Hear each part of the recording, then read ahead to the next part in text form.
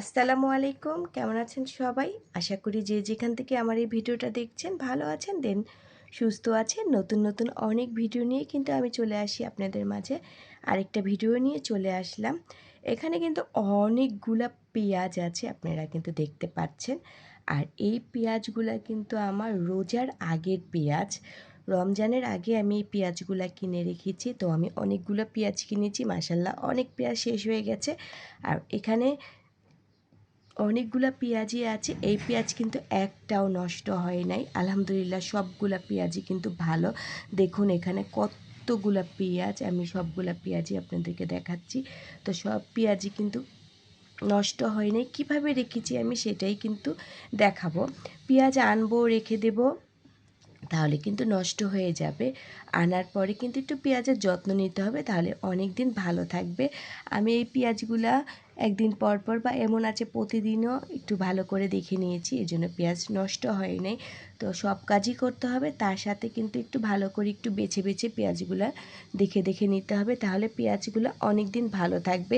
পেঁয়াজ যদি আনার পর খোসা একভাবেই রেখে দেন তাহলে পেঁয়াজ তাড়াতাড়ি নষ্ট হয়ে যাবে।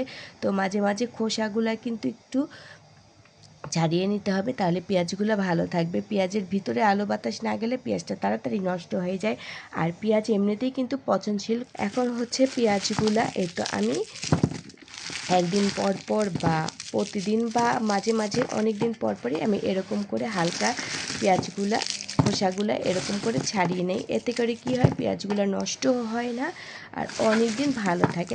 এরকম করে করে একটু পর পর আপনারা কিন্তু ভালো করে এগুলা কিন্তু এরকম করে পরিষ্কার করে বাইরে যেয়ে ঝাড়া দিয়ে নিলে এতে করে কিন্তু কি হবে, যে এক্সট্রা পেঁয়াজের খোসাগুলো না, সেগুলা একবারে কিন্তু ঝাড়া দিলে চলে যাবে। আর পেঁয়াজগুলো পাতলা হয়ে যাবে, অনেক দিন ভালো থাকবে, ভিতরেও আলো বাতাস যাবে।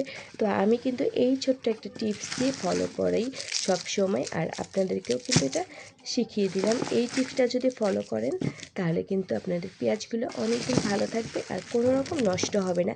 আপনারা চাইলে কিন্তু যখন পেঁয়াজ কিনবেন বাজারেও কিন্তু দেখতে পারবেন, তারাও কিন্তু সেমভাবে এরকম করে খোসাগুলো কিন্তু ফেলে দেয় আলগা করে, তারপরে ঝাড়া দিয়ে আবার রেখে দেয়, অনেক দিন ভালো থাকে।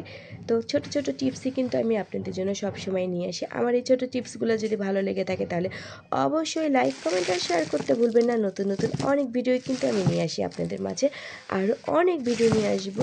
আর পেঁয়াজ কিন্তু খুব তাড়াতাড়ি নষ্ট হয়ে যায়, সেই জন্য কিন্তু আপনাদের অবশ্যই এই টিপসটা ফলো করতে হবে, তাহলে পেঁয়াজ অনেক দিন ভালো থাকবে। তো আজকে এই ছোট্ট একটা ভিডিও আমি আপনাদের সাথে শেয়ার করলাম। নতুন নতুন অনেক ভিডিও নিয়ে চলে আসবো আমি আপনাদের মাঝে।